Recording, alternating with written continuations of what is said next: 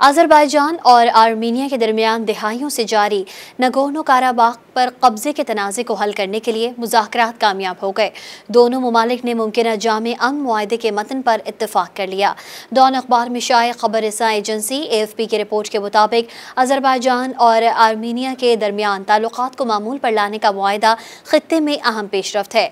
Azerbaijan के आर्मीनियाई आबादी वाले इलाके काराबाख के कंट्रोल के लिए सोवियत यूनियन के खात्मे और 2020 में 2 जंगें लड़ी गईं, जिसके बाद अज़रबैजान ने सितंबर 2023 में ऑपरेशन किया, जिसमें नगोर्नो काराबाख के अलहदगी पसंद गैर मुसल्लह होने पर मजबूर हो गए थे और उन्होंने अपनी हुकूमत तहलील करके अज़रबैजान के साथ अलहाक करने का ऐलान किया था। अज़रबैजान और आर्मीनिया इससे कबल भी देरीना तनाज़े के हल के लिए जामे अमन मुआहदे पर जोर देते रहे हैं, लेकिन इसके लिए दोनों ममालिक के दरमियान गुज़िश्ता मुज़ाकरात नाकामी से दो चार हुए थे।